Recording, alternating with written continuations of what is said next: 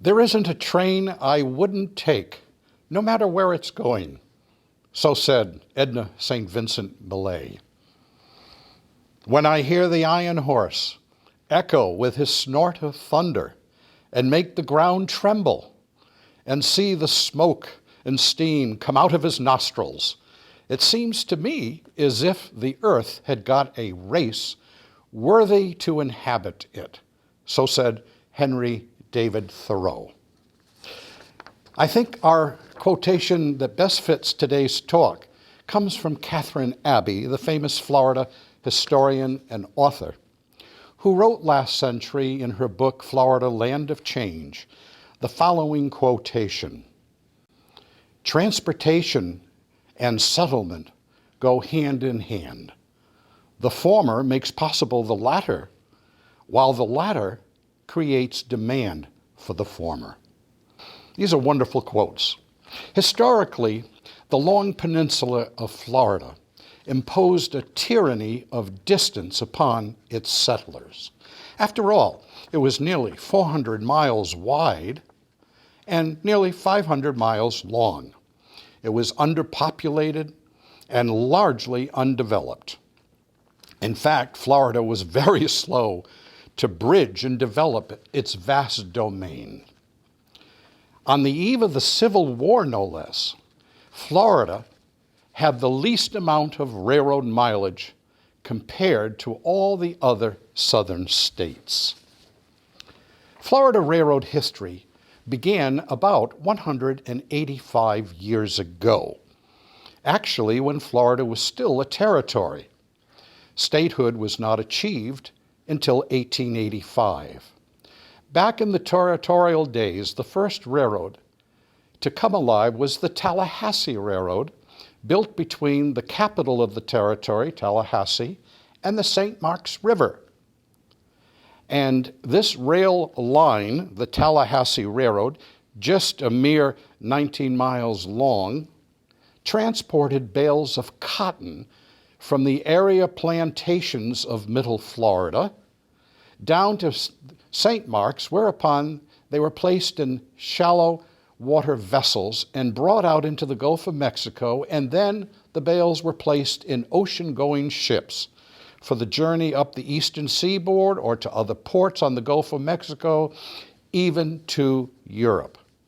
Now, the little Tallahassee Railroad was not very profitable. In fact, they didn't have much money. And when they began operations in 1836, they had to rely upon mules, no less, to pull the trains, and sometimes horses. They couldn't afford a steam locomotive until the 1850s. Now, several small railroads were built after Florida achieved statehood in 1845. But the pace started to quicken in the following decade when legislators decided to pass what we call the Internal Improvement Fund Act. This was to stimulate railroad construction. And amazingly enough, it gave every railroad company 3,840 free acres of land in Florida for every mile of railroad a company would complete. Several important lines were built under this scheme. Among them, one from Pensacola northwards to Alabama, another from Jacksonville to Lake City, and the interesting Florida Railroad, which went across the state. Its track began in Fernandina and proceeded to Baldwin, Gainesville, and terminated in the Gulf of Mexico at the port of Cedar Key. Ships would come down from Atlantic seaboard ports like Boston, New York City, or Baltimore and arrive at Fernandina, and their manifests were then unloaded and placed aboard trains of the Florida Railroad for the journey across the state. That's how it got its name, the Cross-State Railroad. And the train proceeded to Cedar Key, where again the manifests were taken off the train and placed on ships for the journey to continue. As to why this line was built is rather interesting. This avoided vessels having to come down all the way to the southern tip of Florida and going through the often turbulent, dangerous waters of the Florida Straits. It was very popular for a number of years. Now, this Internal Improvement Fund, as mentioned in the 1855 era, when it was passed and enacted, also guaranteed the interest on a railroad company's bonds, which made it all the more attractive to investors. However, in the Civil War, most of these railroads that took advantage of the Internal Improvement Fund Act became bankrupt, much like the state of Florida did after the Civil War.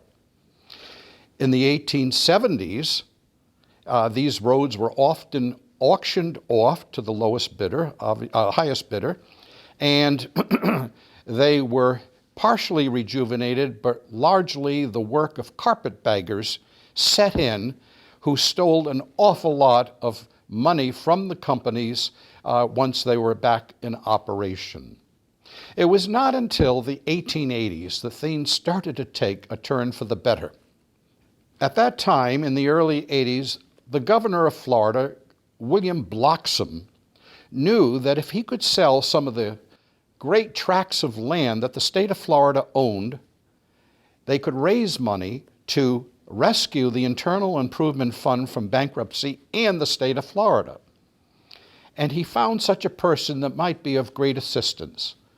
His name was Diston, and Diston was a wealthy manufacturer from Philadelphia who liked to come to Florida to hunt and fish.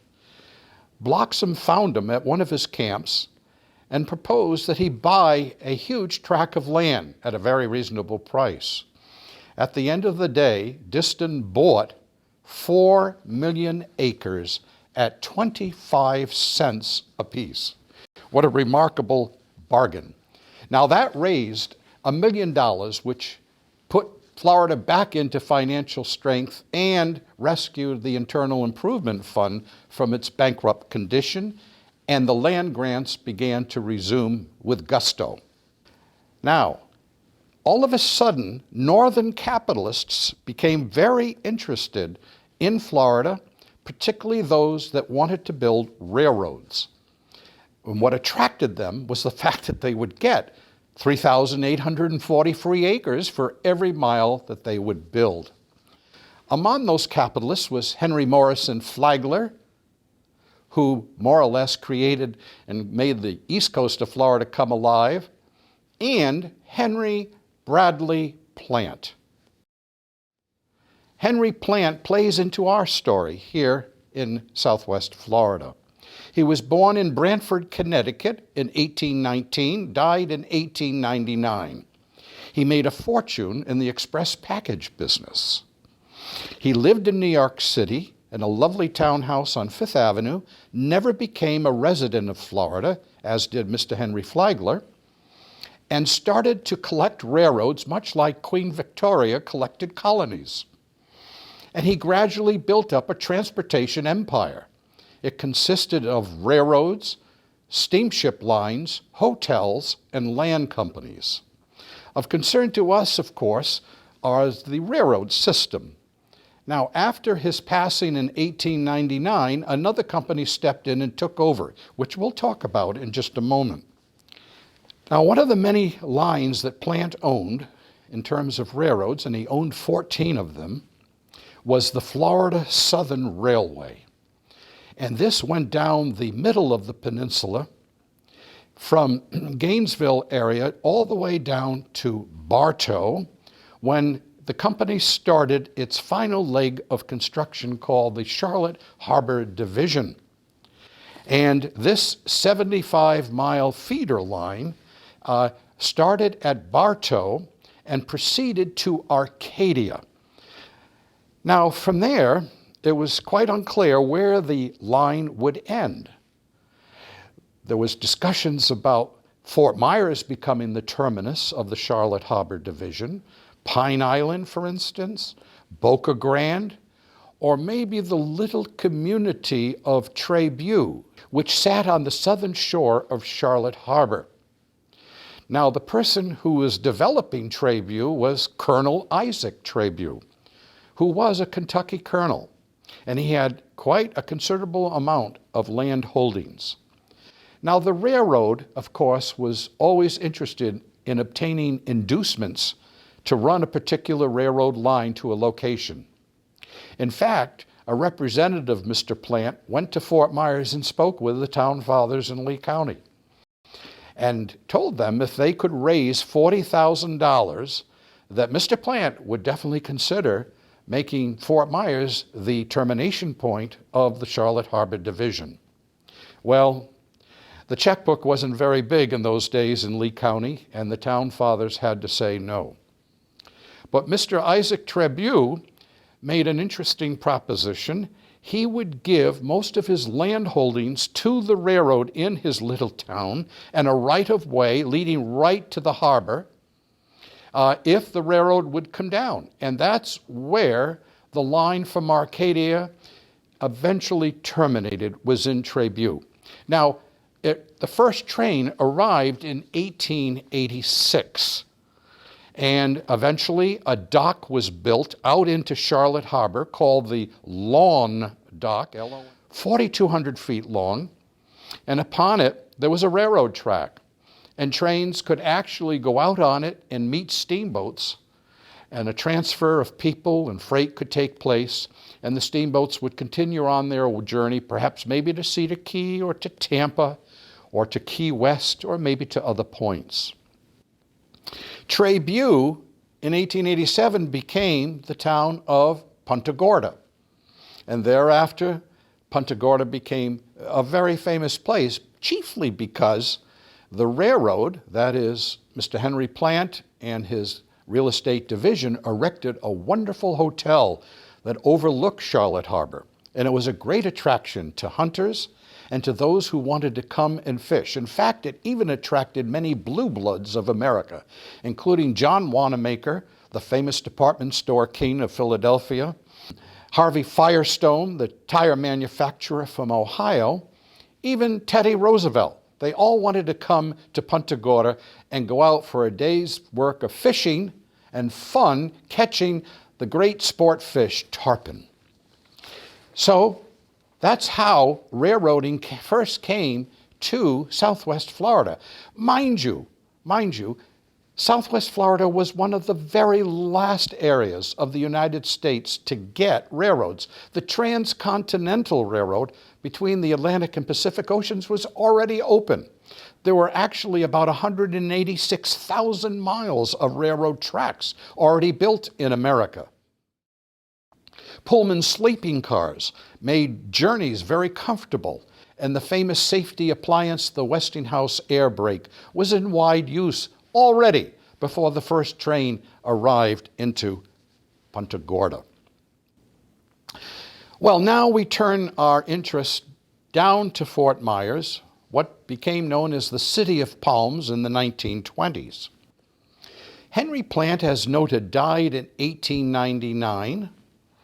And for several years, his estate was tied up in a very interesting lawsuit, which I describe in my book, about the Plant system of railroad, steamships, and hotels. Eventually, the rail system, 2,200 miles big, wow, was purchased by the Atlantic Coastline Railroad in 1902. Now, for the longest time, a Fort Myers banker, Walter Langford, had been writing to both Florida Southern Railway and Atlantic Coastline officials about getting the railroad built down to Fort Myers. In fact, the Florida Southern Railway signed a contract with Baxter and Son railroad contractors of Jacksonville to build such a route.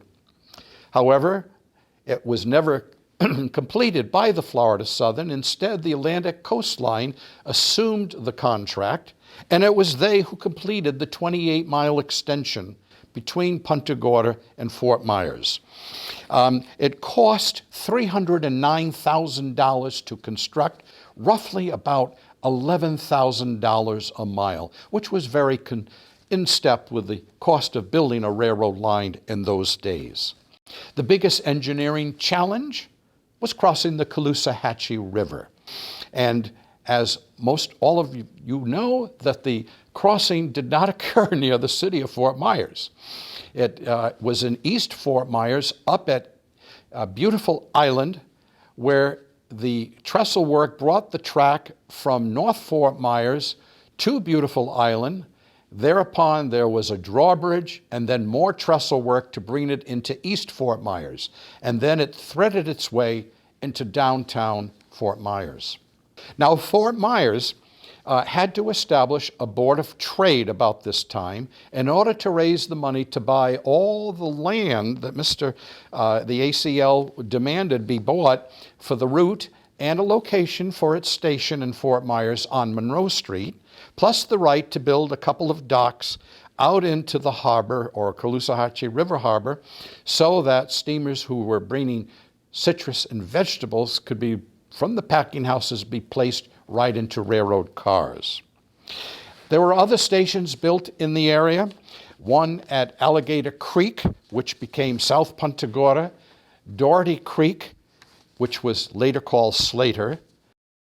There was a station erected by the Atlantic Coast Line in Tice, T-I-C-E, which was East Fort Myers, and a rather pagoda-looking station erected on Monroe Street in Fort Myers.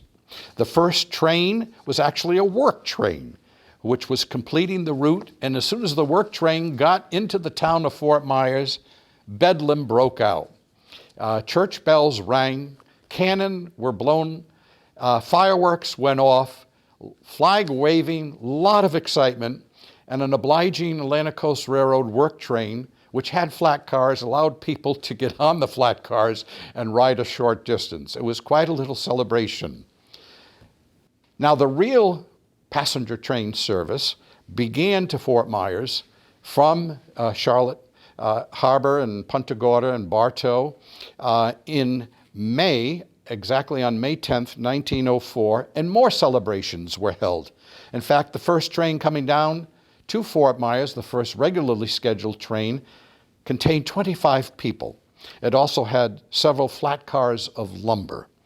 And following that, in July, a gala excursion train came through town, which was very exciting, followed by, a little time later, a circus train, and then a theater train. So it was a very exciting time. Once again, proving the the importance of transportation, as Catherine Abbey pointed out in our opening quotation, and that is transportation and settlement go hand in hand. The former makes possible the latter creates the former. Now, Fort Myers itself really went through a transformational stage.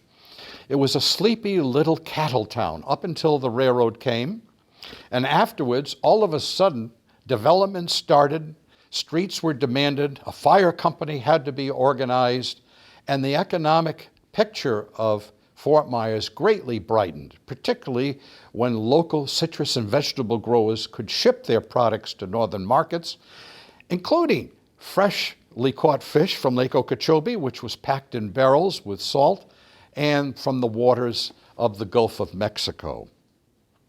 Very, very exciting time when the railroad arrived. All right, so now we turn our compass in a kind of a northwesterly direction, and we go up to one of the more beautiful barrier islands of Florida called Gasparilla Island, and specifically to Boca Grande. Boca Grande Pass had the deepest and the most inviting riverport channel in all of Florida that could handle any size ship or vessel. There were several railroads that were chartered in Florida near the turn of the century who wanted to come to Boca Grande and erect a dock and shipping facility, but nothing transpired until an entrepreneur from the central part of the state decided it was time to build a railroad into Boca Grande. His name was Peter Bradley. He was the owner of the American Agricultural Chemicals Company, and he owned not only that, but phosphate mines in central Florida near Mulberry. His family owned the Bradley Fertilizer Works in Boston.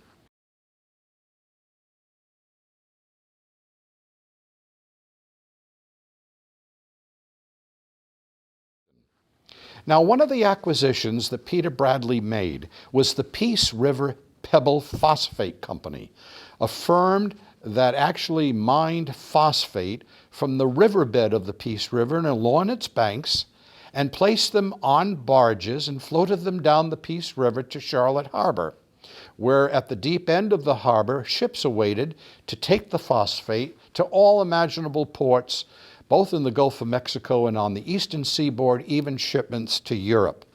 And you may recall that phosphate is really the fossilized remains of dinosaurs, and it's used in fertilizers, even in modern day products like detergents. Now, having acquired the company, and Peter Bradley said, gee, there's got to be a better way to bring that phosphate that's mined in the Peace River down to Charlotte Harbor. Let's do a different way. Let's build a railroad from Arcadia down to Boca Grande and place the phosphate on trains. And thus was created the Charlotte Harbor and Northern Railroad. Now, this line was built by Irish, Italian, and Greek laborers who slugged it out on 12-hour days for $1 an hour. Many waterways were encountered on the route. There were 90 trestles, several drawbridges, but the line finally got opened in July 1907. A huge dock was built at South Boca Grande, below the center of Boca Grande proper, where solid train loads of phosphate soon arrived, and their contents were dumped into the holds of ocean-going vessels. It was quite an operation. Now, the Charlotte Harbor and Northern also built a battery-operated trolley line between Boca Grande and South Boca Grande to carry passengers and workers who worked at the South Boca Grande facility. And it even erected a sumptuous hotel, the Gasparilla Inn, which today still serves many of the nation's blue bloods. Now, the railroad station, a wooden one, was first built in Boca Grande, followed by a much more grandiose structure, which survives even to today, in which a very lovely ice cream parlor exists. Now, the rail route between Arcadia was extended northwards all the way up to Mulberry and Pierce and beyond to penetrate the rich phosphate beds of that area. And today, though, nothing really remains of the line. That is, from Arcadia down to South Boca Grande. In fact, many parts of it are part of a rail trail that's a boon to walkers and travelers and horseback riders, etc. Now, if you proceed to Boca Grande one day and pay the toll and cross over into Gasparilla Island, as you're proceeding down to the town center, look to your left, and you will see, of course, the right-of-way of the railroad out in the waters of that beautiful area, including the trestle work and where the drawbridges once stood, etc. The rest is all a beautiful rail trail into the center of Boca Grande. All right, time to turn the compass once again, and this time we're going to go to a northeasterly direction, and we're going to discuss a branch or tap route that the Atlantic Coastline Railroad built after the turn of the century. The famous Haines City branch, which was started in Haines City, Florida, descended for 47 miles to Lake Hare, H-A-R-E. But we find that that was renamed many, many years ago to Lake Jackson, which is in the center of Sebring, the lovely little town of Sebring. And that tap route opened up in 1912. And it serviced, once again, the numerous vegetable and citrus growers that were located along the line. 4 years later, the Atlantic Coastline Railroad decided to extend its Haines City branch for another 81 miles in order to reach Immokalee, where vegetables and citrus also grew, and massive stands of timber existed. Wonderful traffic for the railroad. And we always want to remember that the big money in railroading was made in freight traffic, not passenger traffic. Now, the line was built south of Sebring down through Palmdale, and at Palmdale, the coastline contractor was told to build quickly a little branch from Harrisburg over to a burgeoning little town called Moore Haven, which was without railroad transportation. It did that. It was a flimsy built affair, not very fancy, but once again, owing to the wonderfully rich mucklands of Moore Haven, there was an abundant amount of vegetable and citrus traffic that eventually moved over the line. Now, construction did continue on the main route of the Haines City branch below Harrisburg, and it was halted, though, because of World War I at Goodnoe, which was a cattle shipping point. And there it remained dormant for about a year and then started anew after the armistice was signed in 1918. Now, the track eventually reached Immokalee, and the first train to arrive there was in 1921.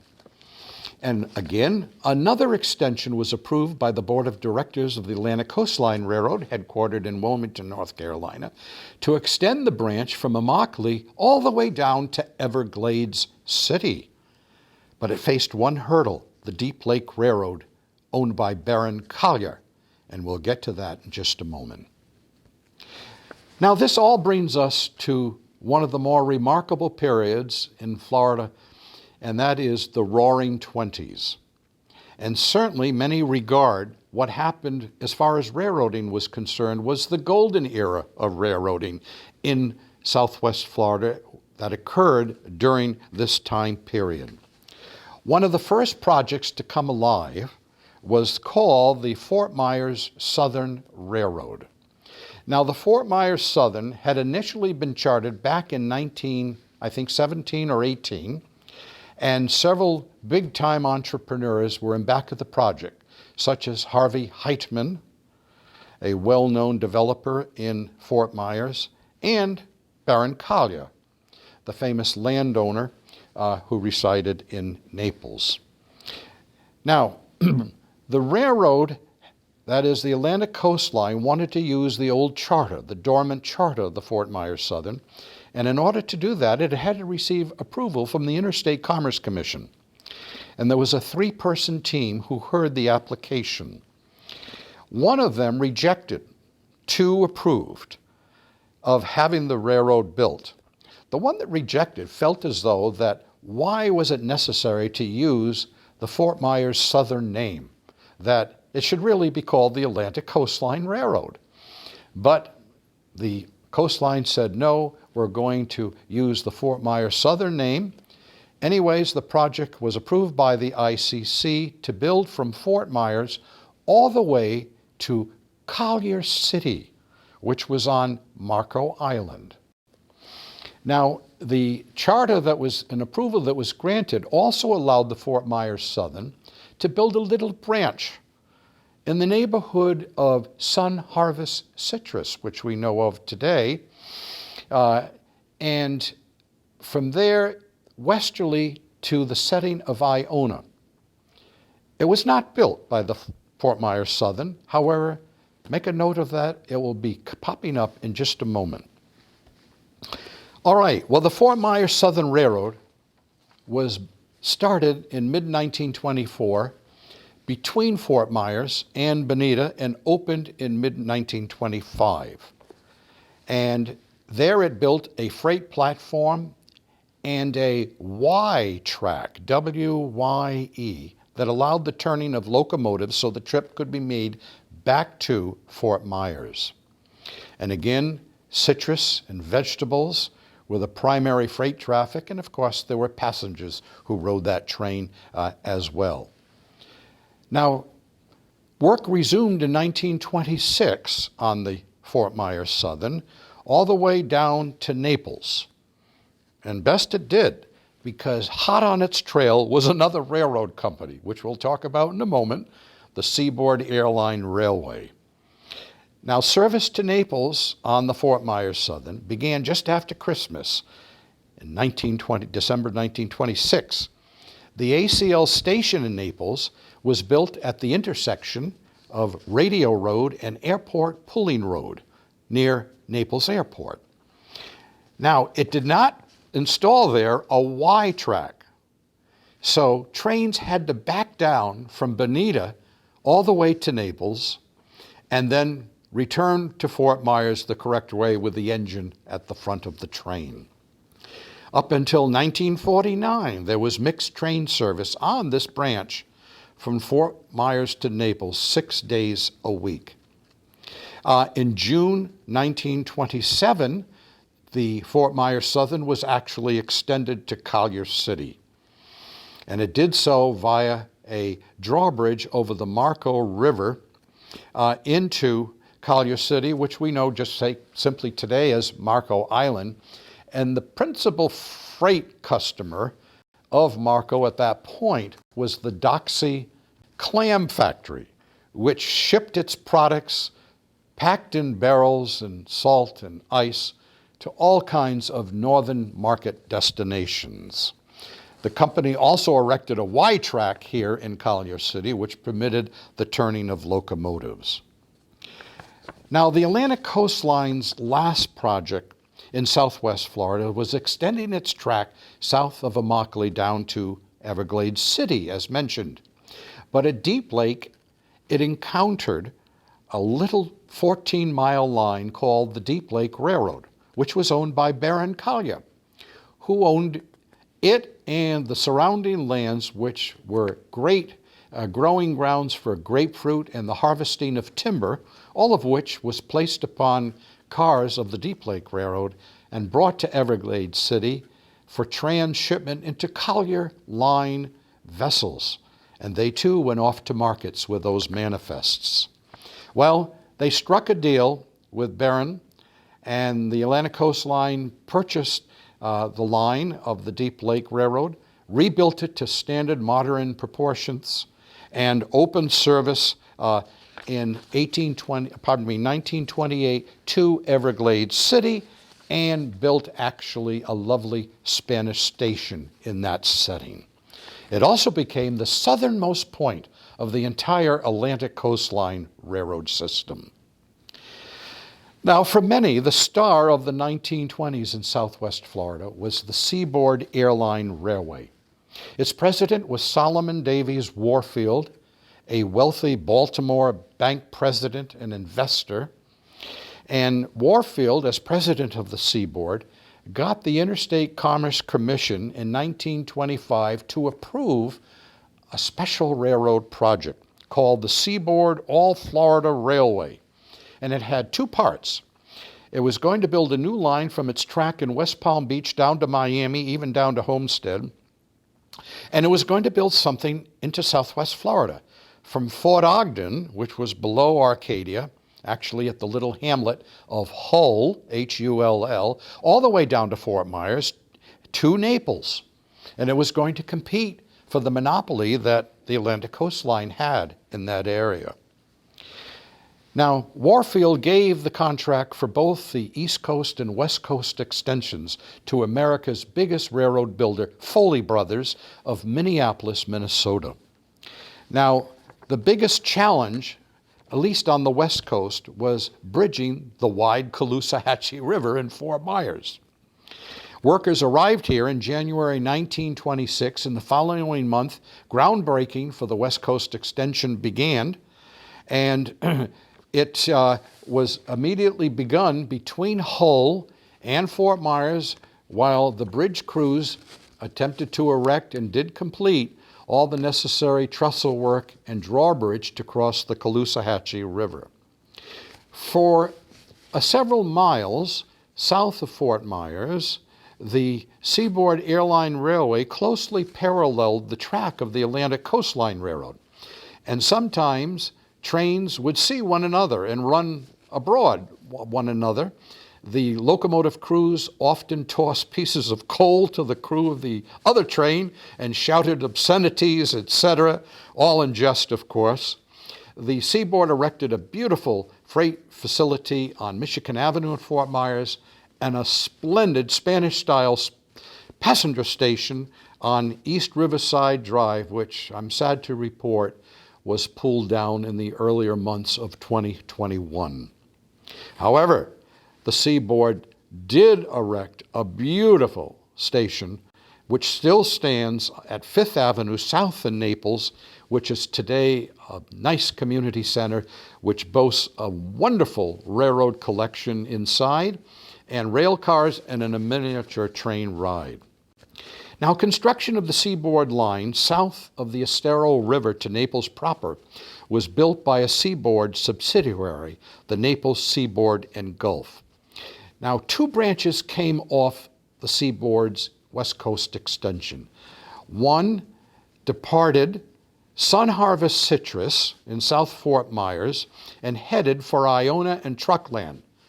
And that was perhaps maybe the route that the coastline wanted to take but never built. Now, Mr. Warfield envisioned a huge marine terminal at Punta Rasa, where the toll house to Sanibel Island stands. It was never built, okay? There was another branch that was built from Fort Myers proper for 30 miles eastward to LaBelle, okay? And this served a variety of little communities such as Buckingham, Alva, and Fort Denode. And it serviced, likewise, citrus and vegetable growers and transported great stands of timber. Now, Warfield had great plans for Naples. He envisioned it as a huge maritime port facility with big commercial vessels, etc. I just have to wonder how that would play today if someone had proposed such. Now, the Seaboard was very confident about Naples and eventually bought over 1,000 acres of land to support Mr. Warfield's vision. Now, Warfield was always a person to do things up big time. And he decided to open both the West Coast and East Coast extensions in a celebration manner. And he put together 5 different sections of the company's famous Orange Blossom Special train. 5 separate trains. And they proceeded down both coasts beginning on January 7th, 1927. And on board these 5 separate beautiful Pullman trains were high-powered folks from various sections of the country, bankers, investors, business owners. They came from 90 cities, 18 states, and it proved to be one of the greatest railroad celebrations in American history. And one of my books details it on what a fabulous time it was. Now, the trains arrived early morning in Arcadia, proceeded to Fort Ogden, came down to Fort Myers. At every station stop, there were grand celebrations, people greeting the passengers on the train, taking them in cars, running them around the town, showing them all the attractions. On board the train was Florida Governor John Martin, who also spoke at each of the station stops. Now, the trains, of course, stopped in Bonita, where a reception was held briefly, another at Estero, and then finally the big one was in Naples, a tumultuous reception. Townspeople and bands greeted the guests. Motor cars again transported people, and everybody gathered at the Naples Hotel for a wonderful lunch. Some guests even got motorboat rides and a tour of the Bay of Naples.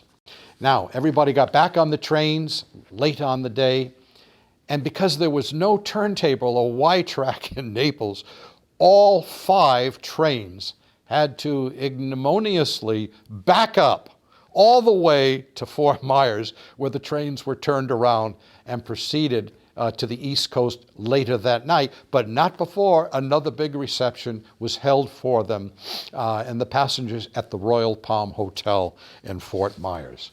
Quite an exciting day.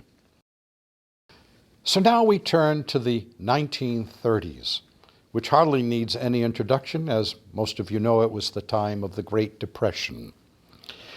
Now, in the Sunshine State, of course, the state was really badly affected by the Depression, and so weren't the railroad companies. In fact, the Seaboard Airline Railway, which we just spoke of, went bankrupt. in that decade, largely because of its huge investments that it made in Florida that didn't pan out. And the Florida East Coast Railway, originally built by Henry Flagler, also went bankrupt in the 1930s. Fortunately, the Atlantic Coastline Railroads did not. And it was only because they slashed expenses, reduced service to a minimum, and laid off a great many employees. Local train service in Southwest Florida slightly improved by the end of the 30s, but perked up at the start of World War II, because the state of Florida and its railroads had a noble role to play in transporting troops, munitions, wartime supplies, and foodstuffs that had to go to Europe.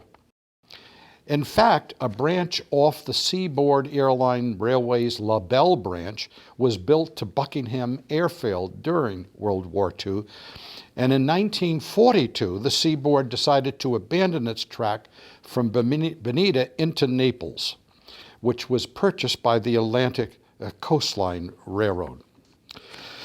Now, the Seaboard, knowing that the end was coming for its role in Southwest Florida, decided to pull up all its remaining tracks in Southwest Florida and exit the picture in 1952. Of no little interest were the many logging railroads that once operated in Southwest Florida. They were usually owned and operated by independent firms that harvested the great timber stands of the region. Sometimes they built their own tracks into the forest lands, and their trains connected with either the Seaboard Airline Railway or the Atlantic Coast Railroad, which brought them to destinations elsewhere or to mill houses that were located somewhere else in the state. Now, McWilliams Lumber operated a big mill at Slater in North Fort Myers and had its own rail line that connected with the Atlantic coastline. It was succeeded by even the bigger Dowling and Camp firm in 1929. At Tallahassee City on the Seaboard Airline Railway, connections were had with that firm, and logging trains got on its tracks and ran down to Fort Myers and over the La Belle branch to Hickey Creek, where another big logging operation existed, and we are told that logging workers were often housed in converted boxcars. Another firm, Roux Crate Lumber, R-O-U-X, Crate Lumber in Charlotte Harbor, penetrated the huge Babcock Ranch timber holdings. And at Saline, which was a station, connections were again made with the Seaboard. Perhaps the most famous was Lee Tidewater Cypress, which connected with the Atlantic Coastline Railroad at Copeland, and one of its engines is proudly displayed at the Collier County Museum in Naples. I want to thank for being with me today. I appreciate the opportunity to talk about the railroad past of Southwest Florida. Some of you know that my books are available on Amazon, and I have written a specific book about railroads of Southwest Florida, which you might enjoy reading, plus about the famous celebration of the Seaboard Airline Railway in 1927. I want to close by mentioning just 3 places that are really noteworthy for preserving railroading and railroad history and keeping the railroad image alive here in Southwest Florida. And that's our wonderful museum railroad exhibit that we have at Lakes Park in South Fort Myers, which is such a wonderful treat for visitors and tourists and residents alike. We also have a beautiful restored station in Naples, as mentioned, on 5th Avenue South, and inside a really interesting railroad exhibit with storyboards about everything that happened in the region. Lastly, we have the famous dinner mystery train that operates on the Seminole Gulf Railway. Ladies and gentlemen, it gives me great pleasure to tell you what a wonderful experience it has been working with the Archives and Special Collections facility within the Wilson Bradshaw Library of Florida Gulf Coast University and its curator and director, Melissa Vanderberg. For the longest time, I was not really sure where I was going to place my lifelong collection of Florida railroad history. I considered several institutions and eventually met with Melissa and looked at the facility that we have right here in our own backyard. I eventually decided to give the collection to the university, which is accessible by the public. And I must tell you of the superlative work that Melissa and her assistants have done in preserving and archiving the collection, which is practically all on digital access on their website. It's called the Turner Railroad Collection at the Bradshaw Library, Florida Gulf Coast University. If you have the occasion to come, make an appointment, access the collection. There are thousands of pieces of information that could possibly be used. But my experience here has been first class. And I'm really so glad as I look back upon the day that I brought the collection over, what a wonderful experience this whole adventure has been. Long live trains and railroading. Thank you for being with us. Goodbye now.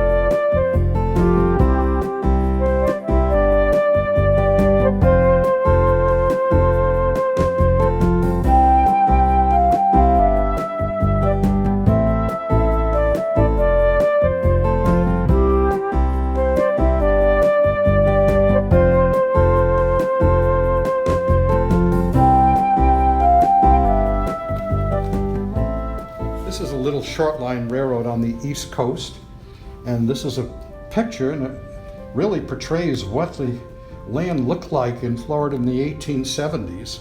This, of course, being a steam locomotive with a cow catcher and a big kerosene-lit headlight and the balloon smokestack. We can see that the engineer has come out of the cab and is on the ground. Passengers were told the train was going to stop and be photographed, so they're all craning necks out of the windows to see what's going on. This is a wonderful shot of the first work train arriving in Fort Myers. We mentioned earlier when that work train arrived that they had a big town celebration. People came out. It's difficult to see, but a certain lady pounded in to position the last spike, and of course, church bells rang and cannon were fired, flags were waved, and local townspeople served the railroad track workers sandwiches and cider and cigars.